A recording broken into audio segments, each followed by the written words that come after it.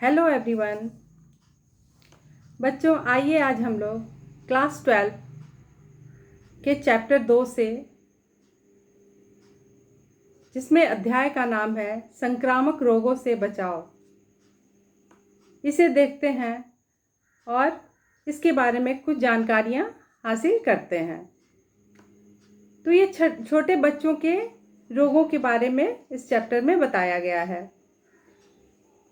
बालक तन व मन दोनों से ही कोमल होते हैं और वे बहुत जल्द रोग की पकड़ में आ जाते हैं। उसकी विशेष देखभाल की आवश्यकता होती है। वह अन्य बालकों के साथ खेलते हैं और बाहर से वह कई बीमारियां ले आते हैं। क्या कहा गया है कि एक छोटा बच्चा बहुत ही कोमल होता है, तन और मन दोनों से ही, और छोटे बच्चों की विशेष आवश्यकता का ध्यान रखना बहुत ज़रूरी है, क्योंकि वो इन सब चीज़ों से बिल्कुल अनभिज्ञ होते हैं। अन्य बच्चों के साथ खेलते हैं और साफ सफाई की इनका अच्छे से ध्यान नहीं रख पाते हैं। इसी कारण कहीं न कहीं वह रोगों के संक्रमण का शिकार हो जाते हैं। तो रोग के संक्रमण में हम लोग देखते हैं संक्रमण क्या है, संक्रमण रोग क्या है या संक्रामक रोग क्या है। रोग में कुछ रोग तो ऐसे होते हैं जो पीड़ित व्यक्तियों के प्रत्यक्ष अथवा अप्रत्यक्ष संपर्क या उनके रोगोत्पादक विशिष्ट तत्वों से दूषित पदार्थ के सेवन एवं निकट संपर्क से एक दूसरे व्यक्ति को संक्रमित कर जाते हैं। इसी प्रक्रिया को संक्रामक रोग कहते हैं। इसे हम बहुत ही सरल भाषा में कह सकते हैं कि संक्रामक रोग वह है जो एक रोगी व्यक्ति से एक स्वस्थ व्यक्ति को लग जाता है। ये रोग सूक्ष्मदर्शी रोगाणुओं द्वारा होते हैं। ये रोग तीव्रता से फैलते हैं और बहुत से लोगों को अपनी चपेट में ले लेते हैं। क्या होता है, बहुत ही सूक्ष्म होते हैं। ये खुली आंखों से हम लोग इस जीवाणु को नहीं देख सकते हैं, और बहुत सारे लोगों को जब ये अपनी चपेट में ले लेते हैं तब इसे महामारी का नाम दे दिया जाता है। शरीर में रोगों के जीवाणु हवा, पानी, दूषित भोजन, संसर्ग इत्यादि के माध्यम से पहुंच जाते हैं। यह अनुकूल वातावरण मिलते ही बहुत तेजी से बढ़ने लगते हैं और रोगी को अपने कब्जे में ले लेते हैं। जैसे ही रोगाणु को अनुकूल वातावरण मिलता है, अर्थात अगर कोई व्यक्ति शारीरिक रूप से बहुत ही कमज़ोर है तो ऐसे व्यक्तियों में यह बहुत जल्दी चला जाता है। या ऐसे बच्चे, अगर कोई बच्चा बार बार बीमार हो जाता है तो ऐसे में तुरंत ही उसे संक्रामक रोग होने की संभावना हो जाती है।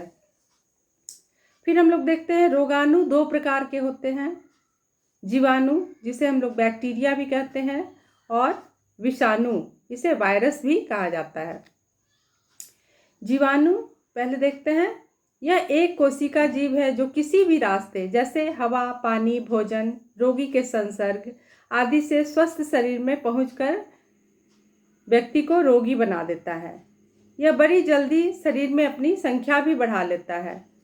क्या है, बहुत जल्दी इसकी वृद्धि होती है शरीर के अंदर। यह शरीर में विष उत्पन्न, बहुत जल्दी अपनी संख्या भी बढ़ा लेते हैं और बहुत जल्दी शरीर में अपना विष उत्पन्न करते हैं, और ये रोग के लक्षण भी उत्पन्न करने लगते हैं। जीवाणु द्वारा फैलने वाले रोग, जिनमें काली खांसी, डिप्थीरिया, क्षय रोग इत्यादि आते हैं। दूसरा है विषाणु।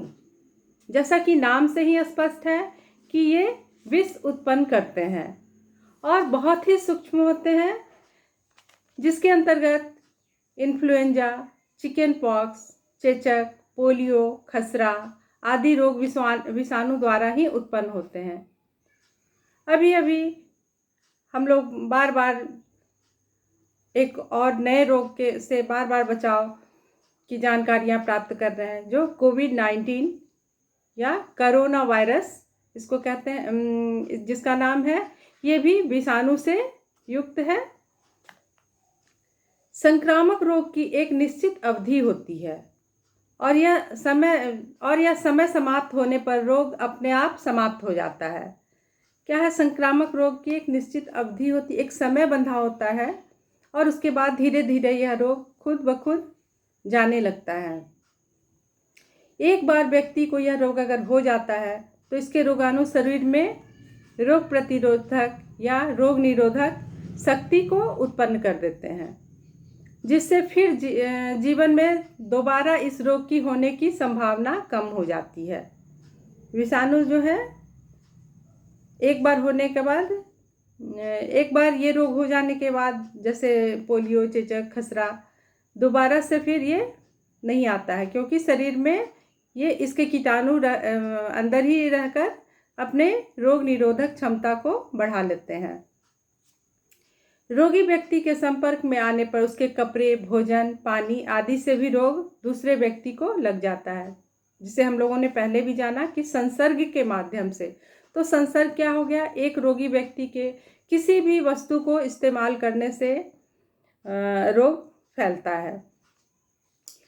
फिर हम लोग देखते हैं कि रोग की अवधि को हम विभिन्न अवस्थाओं में बांट सकते हैं। रोग की अवधि को विभिन्न अवस्थाएं बांटा गया है। जैसे पहला है उद्भव काल। ये उद्भव काल क्या है, अर्थात रोग के शुरुआत होने की अवस्था। यह संक्रमण की पहली अवस्था है। इसमें रोगाणु व्यक्ति के शरीर में पहुंचकर तेजी से बढ़ने लगते हैं। इस अवस्था में रोगी के शरीर में विष उत्पन्न करते हैं, पर रोगी के शरीर में कोई रोग के लक्षण नहीं दिखाई देते हैं। क्या है, आरंभिक अवस्था में जो विषाणु है या जीवाणु वो शरीर में प्रवेश करके अपनी वृद्धि करते हैं। उद्भव काल या आरंभिक अवस्था में रोग के कोई भी लक्षण प्रकट नहीं होते हैं और प्रत्येक रोग के अलग अलग उद्भव काल भी होते हैं। दूसरा है संक्रमण काल। इसमें क्या देखते हैं हम लोग, इस अवस्था में रोगी के शरीर में रोग के संक्रमण के लक्षण दिखाई देने लगते हैं। जैसे जीवाणु या विषाणु शरीर में प्रवेश करके अपनी पूरी वृद्धि कर लेते हैं, पूरे शरीर में अपनी पकड़ बना लेते हैं और धीरे धीरे उसके लक्षण प्रकट होने लगते हैं। जैसे सर्दी, खांसी, बुखार, शरीर में दर्द, ये सब इनके लक्षण देखने को मिलते हैं। तो संक्रमण काल को भी हम लोगों ने विभिन्न अवस्थाओं में बांटा है। जैसे रोग की प्रथम अवस्था, दूसरा है रोग की चरम अवस्था, जब रोग बिल्कुल चरम पे होता है, बहुत ज़्यादा बढ़ जाना, और फिर है रोग के ढलने की अवस्था, फिर यह धीरे धीरे कम होने लगता है। फिर है रोग के समाप्त होने की अवस्था। तो इसे 4 भागों में बांट दिया गया है। उसके बाद हम लोग देखते हैं रोग की पुनरावृत्ति। पुनरावृत्ति क्या हो गया, दोहराना। तो रोग का दोबारा से आ जाना। कई बार रोगी इतना कमज़ोर हो जाता है कि उसकी देखभाल ठीक प्रकार से नहीं हो पाती है और रोग की अवस्था समाप्त होने के बाद भी रोगी पुनः रोगाणु के आक्रमण के कारण फिर से बीमार हो जाता है। या कभी कभी लोग बहुत इसे सिंपल वे में ले लेते हैं और थोड़ा सा ठीक होने के बाद फिर से वो अपने कार्य में जुट जाते हैं। लेकिन ऐसी अवस्था में क्या होता है, फिर से व्यक्ति बीमार हो जाता है। तो ये काफ़ी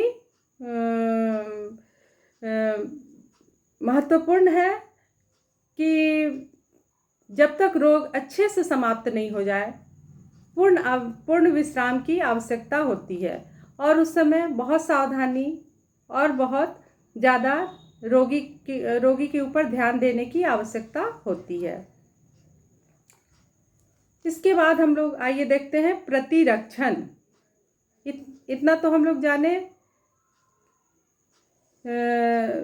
रोग के संक्रामक रोगों के बारे में और फिर किस किस माध्यम से ये फैलता है, जीवाणु और विषाणु के द्वारा फैलने वाले रोग। इसके बाद इससे बचने के उपाय। तो सबसे पहले हम लोग प्रतिरक्षण देखते हैं। प्रतिरक्षण क्या है?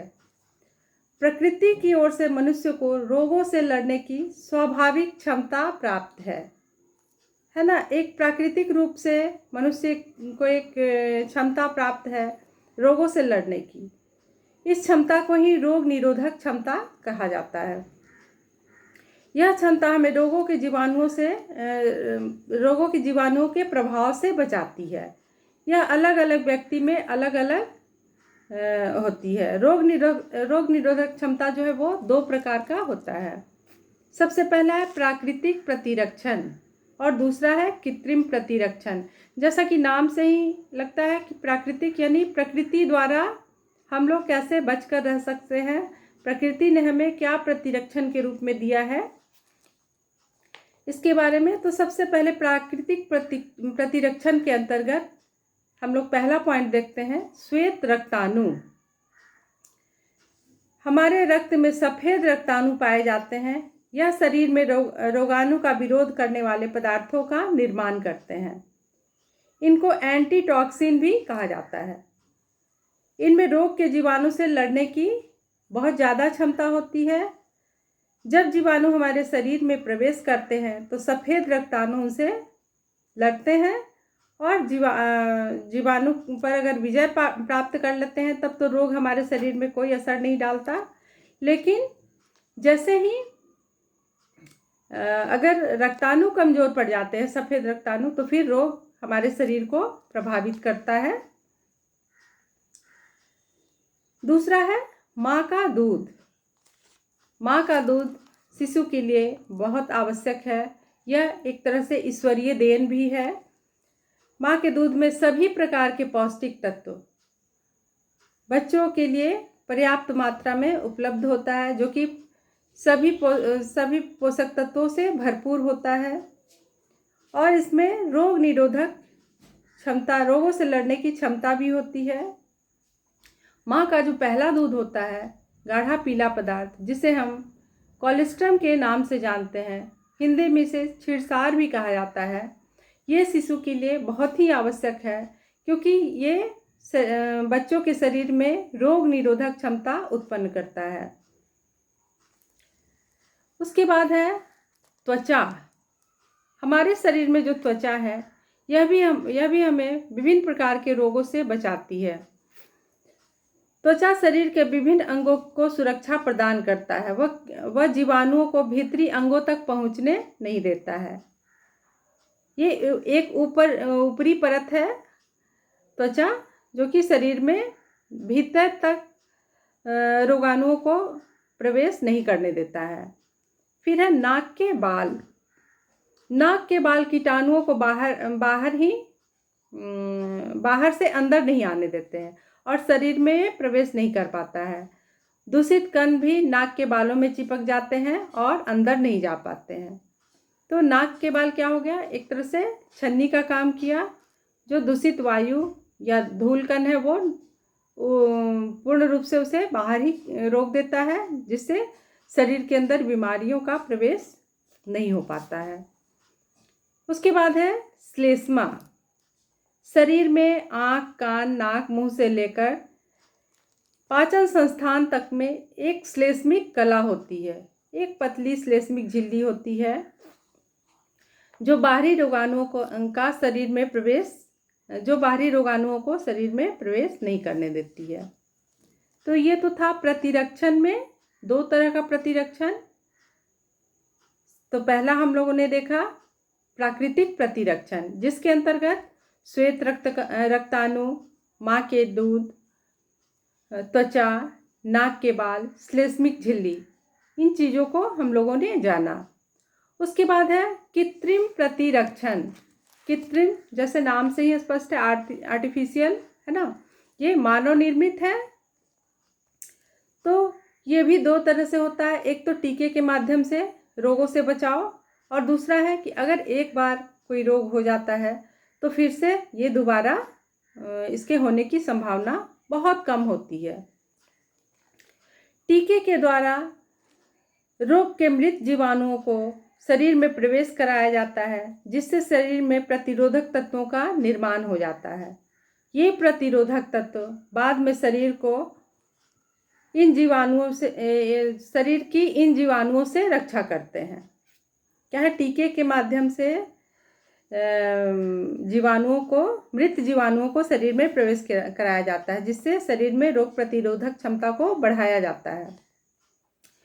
टीके के द्वारा टाइफाइड, डिप्थीरिया, तपेदिक, खसरा इत्यादि रोगों से बचा जा सकता है। उसके बाद है रोगग्रस्त होने के पश्चात। यदि कोई व्यक्ति एक बार किसी रोग से ग्रस्त हो जाता है, जैसे चेचक, खसरा इत्यादि बीमारियों से, तो बहुत कम संभावना होती है कि दोबारा पुनः यह रोग व्यक्ति को लगे या बच्चों को लगे, क्योंकि एक बार यह रोग हो जाने के बाद उसके प्रतिरोधक तत्व शरीर में पर्याप्त मात्रा में अपनी जगह बना लेते हैं। तो बच्चों, आज हम लोगों ने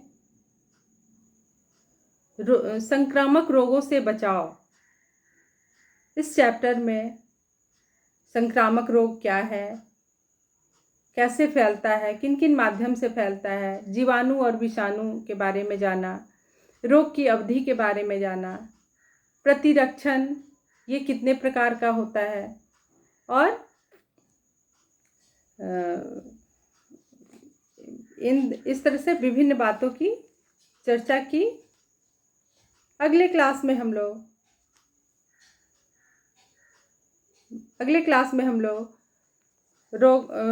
रोगों से बचाव के लिए टीकाकरण तालिका और टीकाकरण से संबंधित ध्यान देने योग्य बातों की चर्चा करेंगे।